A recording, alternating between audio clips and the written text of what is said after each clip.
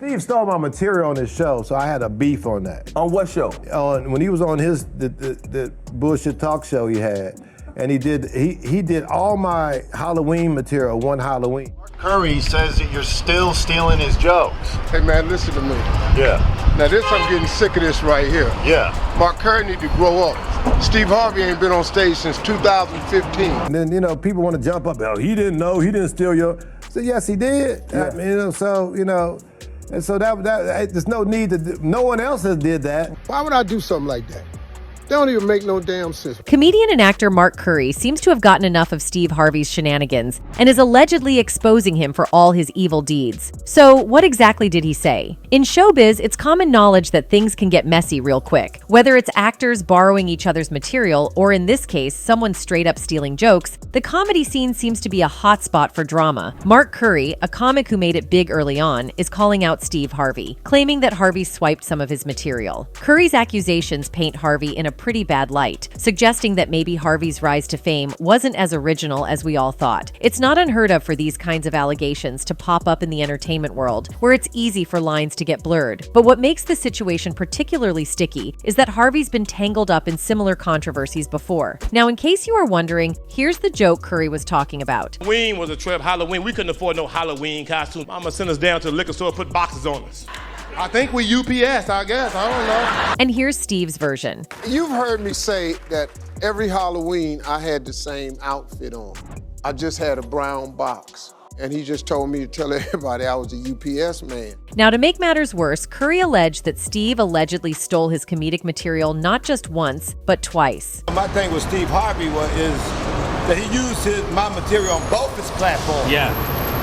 After I talked to him, I saw him at Def Jam, I went up and talked to him, I said, man, you're using my material. The comedian revealed to the TMZ staff that he had addressed the issue with Harvey in the past, but the joke stealing persisted, he said. The comedian has claimed Harvey told his jokes on both The Steve Show and Kids Say the Darndest Things. My thing with Steve Harvey, he used my material on both his platforms, Curry told TMZ staff. You're taking money out of my pocket. You've made it. You're very wealthy. Stop using my material. Mark also explained, I saw him and I went up to talk to him and I said, baby, you using my material, taking money out of my pocket. You made enough money, you're very wealthy. You don't have to take it away from me. But then he used it on his other show, The Kids Show. Seeing as Steve's entire brand is built on being an upstanding citizen who does no wrong, best believe he didn't take the claims from Mark too well. Getting sick of this right here. Yeah. Mark Curry grow up. Steve Harvey ain't been on stage since 2015. Well, he said he used him on one of your shows. Mark Curry, what joke he talking about? Steve flat out denied the thievery altogether and claimed that Curry couldn't even name the joke he claimed was stolen in the first place. I'm getting sick of this right here. Mark Curry needs to grow up, Steve began. Steve Harvey ain't been on a stage since 2015. Ask Mark Curry what joke he's talking about. When the interviewer mentioned that Mark had stated that the host used his joke on Little Big Shots, Steve replied, "Are you me?" Seems the accusation might have struck a chord in Steve because he was really going at Curry. Get a life, get a career, Steve later said. I've never stolen a joke in 35 years. Are you He said that he confronted you about it before, and then even after that, he used it again. Ain't said what joke it is. Get a life, get a career. Go do something, man. He added, Steve Harvey ain't been on stage since 2015, the legendary comedian said, referring to himself in third person. He went on to add, ask Mark Curry what joke he talking about sick. Tell him to grow up, man. After also telling Curry to get a life and get a career, Steve didn't only discredit him, he also explained that Mark didn't know what he was talking about, claiming that the comic was simply making stuff up. Well, Curry proved that he was doing anything but making stuff up because the comedian later pulled up receipts about his allegations. Further heating his beef with Steve Harvey, he took to his Instagram account to offer evidence in a now deleted video that Steve had indeed stole tons of jokes from him for his show Steve. In the video that Mark uploaded, he compared one of the episodes of his 1990s TV sitcom, Hanging with Mr. Cooper. During the episode, Mark was talking about how he would wear a brown box to make himself look like UPS during Halloween. Surprisingly, Steve made the exact same joke in a 2015 episode of his show. Every Halloween, I had the same outfit on. Every year, I just had a brown box, he told the crowd, before calling himself a UPS man. Considering that it was clear that Steve might have been the one lying, fans Fans started praising Curry for being right all along, and in the process, they were also calling Steve out. One person wrote, "I believe everything Mark said about Steve. Mark Curry was always an original. He is truly a legend. I always admired Mark Curry." Others seem to believe Steve is the problem because Curry isn't the only person he's been involved with in allegations like this. They wrote, "Mark is not the only comedian that has had problems with Steve Harvey, and the complaints started way before Steve got a TV show." Although it looks like most people are just bashing Steve Harvey, the truth is that people simply love Mark Curry a lot more than you'd expect for someone who found success in the 90s. I was on tour with Whitney Houston. You're on tour with Whitney Houston. Respect my name. People put respect on my name. All right? Let me tell you the things I've done. Put some respect on my name. Mark's debut TV series role was playing Tim Barker in 6 episodes of the 1980 comedy Sounding Brass, and his following role came in 1992 when cast to star as Mark Cooper in the critically acclaimed family sports comedy Hangin' with Mr. Cooper. Airing its 101 episodes from 1992 through 1997, the show also won 2 of its 9 award nominations. Hangin' with Mr. Cooper was a major milestone in Mark Curry's on-screen career, having only appeared in a few episodes here and there since his acting debut in 1980. A primetime slot implied a lot of promise, and the show lived up to it in the first season. I was doing Showtime at the Apollo.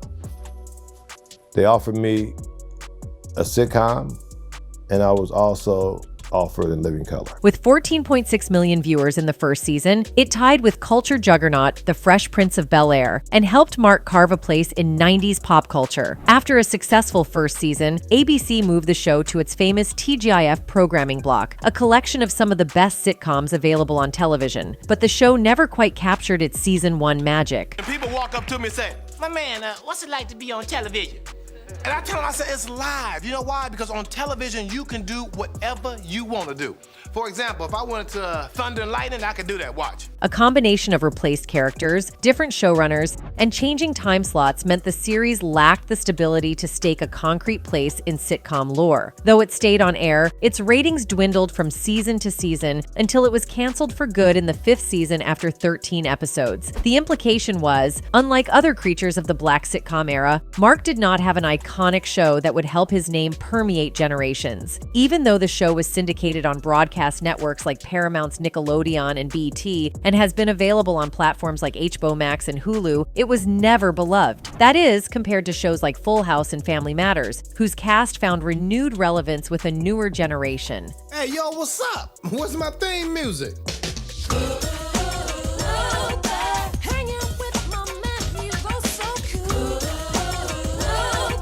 Mark, despite already becoming a sensation with Hangin' with Mr. Cooper, went on to appear in 2 episodes of the 1998 comedy The Jamie Foxx Show and 6 episodes of the 2000 comedy The Drew Carey Show. Fast forward to 2005 when fans saw him play Max Cooper in the popular comedy Fat Actress, created by Kirstie Alley, who also starred in it alongside Rachel Harris and Bryan Callen. It follows an actress who's trying to lose weight. The remainder of the decade saw Mark appear in only a single TV series, the 2008 episode Reunited and It Don't Feel Good of the family comedy House of Pain. So I was doing coliseums before I was doing clubs, okay, people? Remember that.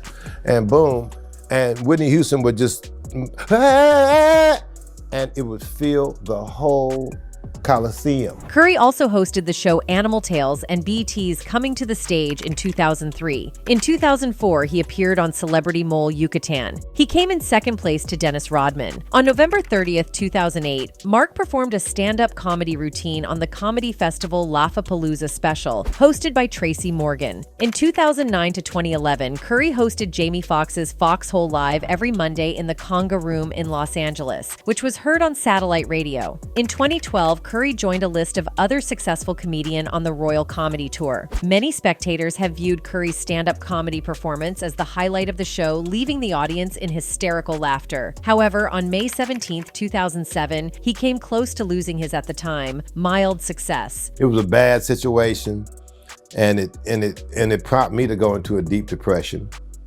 And so I don't even deal with that. It was a bad situation. An aerosol fell behind a water heater and exploded while he was doing laundry, burning his arm, back, and side. As part of his treatment, he spent 3 days in a medically induced coma and then several months recovering at home. It changed my life. Basically, you know, the fire got on me. you know. Well, I guess it was an aerosol can behind water heater, something blew up. Perhaps it was the disappointment of the widespread fame that wasn't the freak nature of the accident, burning 20% of his body, or all the above. But the deeper scar was mental because the Oakland-born actor considered.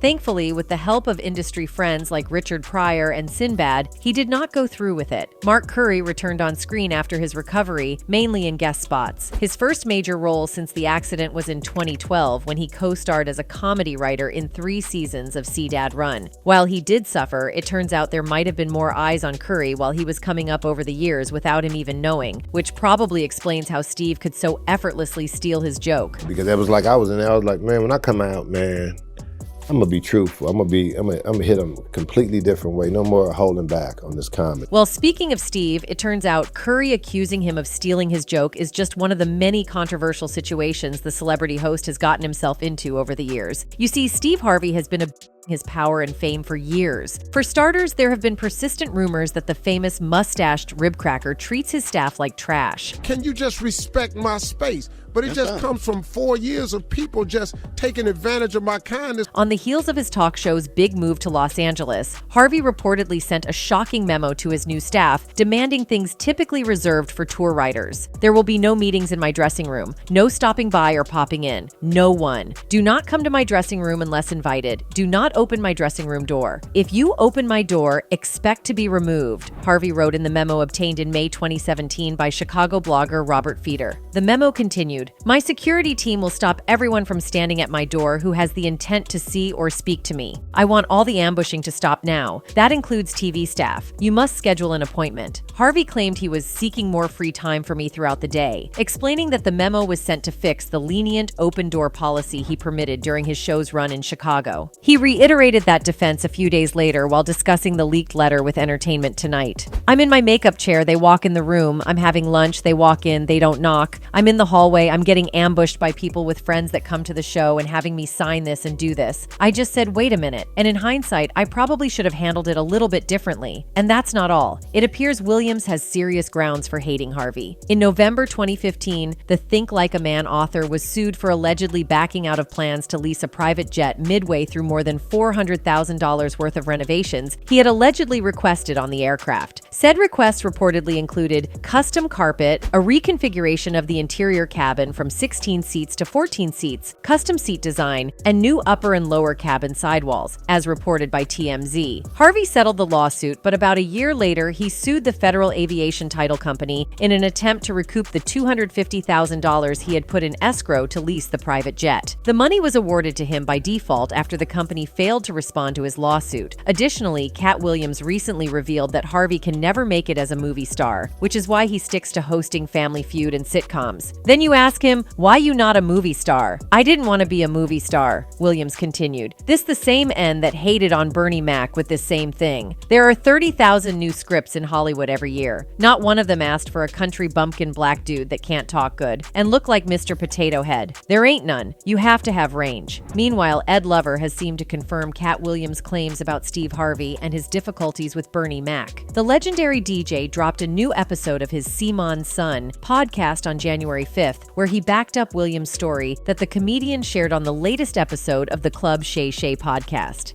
Williams goes on to say that he was supposed to be one of the kings of comedy, that they approached him after Bernie passed, he said in the episode, but he didn't want to go on the Kings of Comedy tour because of Steve Harvey's treatment of Bernie Mac. He has a lot of respect for Bernie Mac. After explaining that he'd been a friend of Bernie Mac's until the day he died, Ed Lover continued, "The stuff that Cat Williams said about Steve Harvey calling to try to get Bernie's role on Ocean's 11 and that kind of stuff, Bernie told me out of his own mouth. I believe Bernie Mac when he said Steve Harvey hated on him," he concluded. For context, Steve Harvey, along with 3 of his friends, took the world by storm after they cemented their place in the Comedy Hall of Fame 2 decades ago when they went on a comedy tour called The Original Kings of Comedy. The show not only broke box office records at the time, but it also kickstarted what comedy shows have become today. Was that the most successful comedy tour ever at that point? Yes, it was at that point. The other 3 performers were D.L. Hewley, Cedric the Entertainer, and Bernie Mac, all of whom had different styles and also used material based on African American life in America and black-white differences. Steve was hot. We had the Steve Harvey show, so we had a national TV show.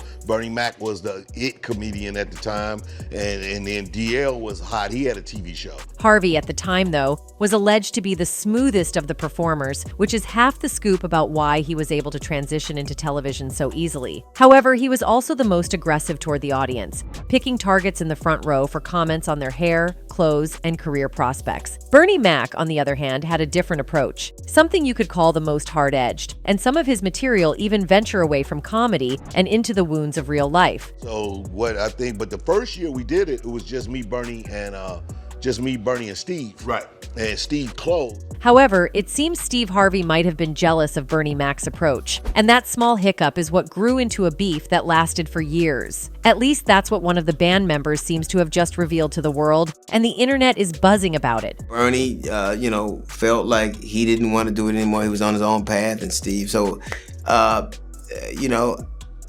nothing like that ever happened. For years, rumors have circulated that during the time of the original Kings of Comedy tour, there was some tension between Steve Harvey and the late Bernie Mac. And now, those rumors are being addressed by other members like Cedric the Entertainer. Cedric, who was a part of the tour along with D.L. Hewley, Steve Harvey, and Bernie Mac, confirmed that the two comedians did not see eye to eye. Yeah. I mean, they were the kind of guys that they both alpha males, they just saw it different. You know what I'm saying? But at the end of the day, they was able to get through it, he said while on Shannon Sharp's podcast club, Shay Shay. Is that one of the reasons why you didn't do?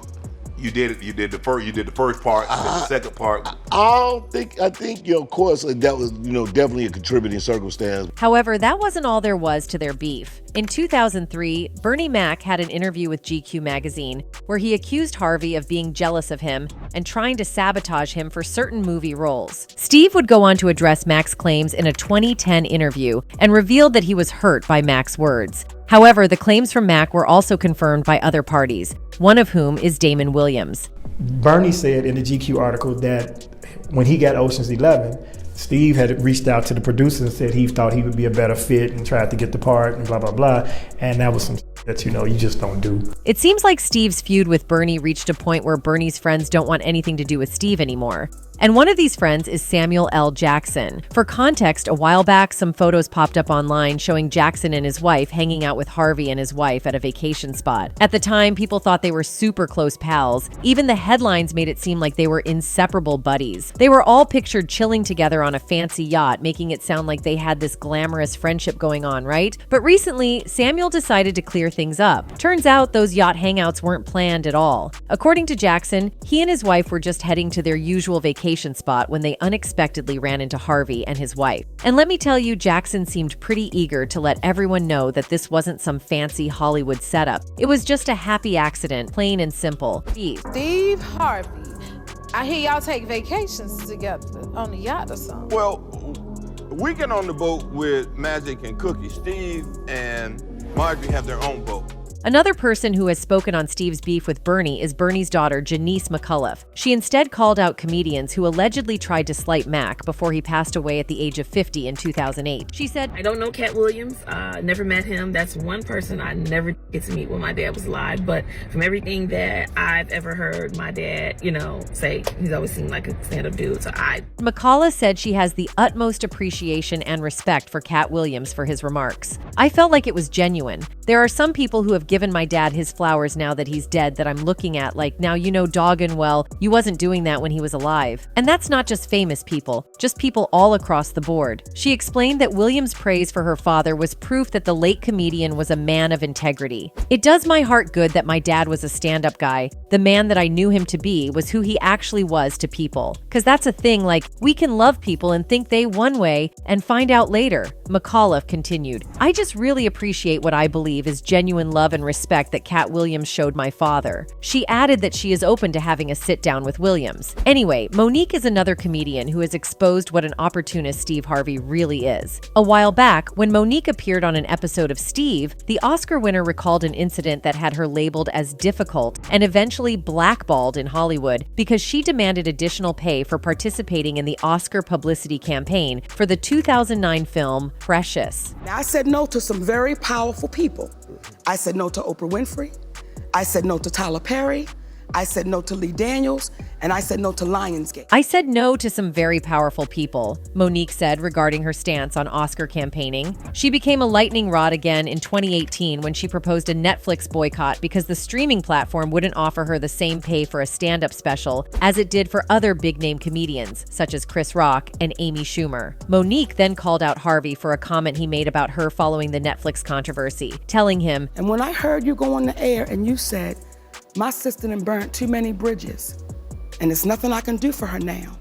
Steve, do you know how hurt I was?" Additionally, Steve Harvey has also been called out for allegedly trying to pimp out his daughter, Lori Harvey, to Hollywood's most scandalous person at the moment, Sean P. Diddy. According to reports, rumors began circulating that Lori had started dating Sean Diddy Combs in July 2019. The pair were pictured together numerous times in Italy, Mexico, New York City, and Atlanta during their alleged romance. During one of their vacations, Lori was spotted with her arm around Diddy during a dinner with Lori's stepfather, Steve Harvey. Diddy's son, Christian Combs, even gave an insight into their relationship during a red carpet appearance, saying, "They are good. They're just being private time. That's up to them." While the pair never publicly spoke about their relationship, people close to them mentioned that they might have only been a fling, as opposed to being a full-blown couple. Him and Lori had a fun fling, but Diddy is still healing and focusing on himself right now, explained one insider. He is not ready to be in a long-term committed relationship and is focusing on his kids right now. However, it seems all of that might have just been a cover-up for Diddy's alleged other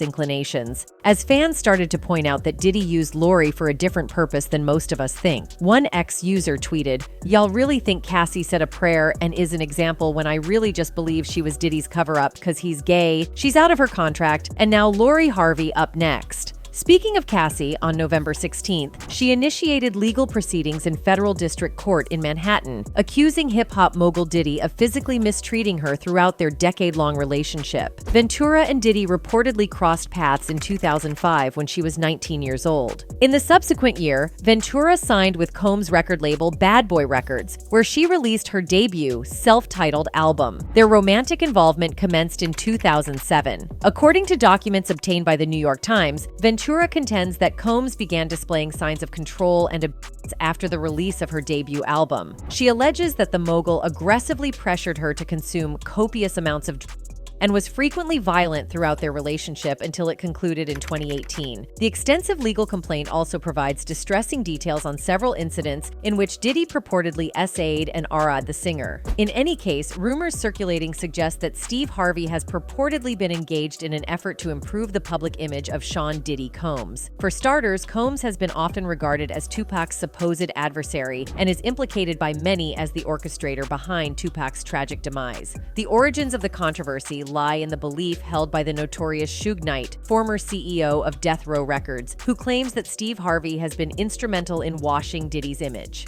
According to Knight, this concerted effort to reshape Diddy's public perception began in the aftermath of the tragic M's of Tupac Shakur and Biggie Smalls, two pivotal figures in the East Coast-West Coast hip-hop rivalry.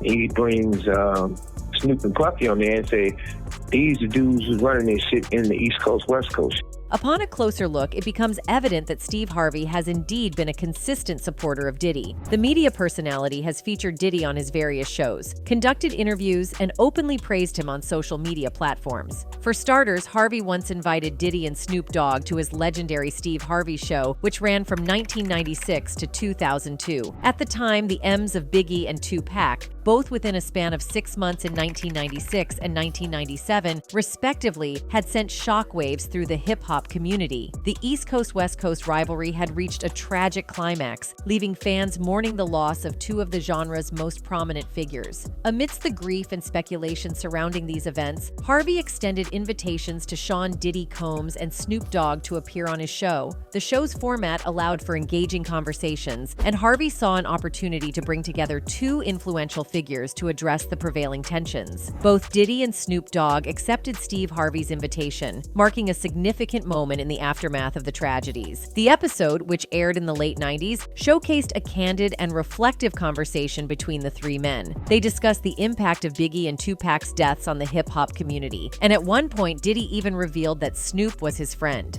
Yo, Steve, check this, man. All that East Coast, West Coast stuff is a bunch of media hype. It's been my dog from day one, Peoples. real. That's what we came here for. We came here to light it up. The interview sparked varied interpretations among audiences. Some perceived Steve Harvey's intention as a genuine effort to quell the violence associated with the East Coast-West Coast rivalry that had gripped the hip-hop world. However, skepticism lingered among certain fans who were not easily swayed. The reason for this doubt stemmed from the perceived incongruence in Harvey's choice of guests. If the primary aim was truly to bring an end to the long-standing feud, skeptics argued, Harvey could have chosen other representatives from the respective factions involved. Instead, he opted for Sean "Diddy" Combs, a figure whom many believe to be connected to the unfortunate events surrounding the untimely deaths of Tupac and Biggie. In any case, being accused by one person is one thing, but when a whole bunch of comedians start pointing fingers at Steve Harvey, suggesting he's thrown a wrench into their careers, it really makes you wonder, is Steve Harvey playing a different game behind the scenes than the one he portrays in the spotlight? Anyway, that's it for this video, folks. Bye.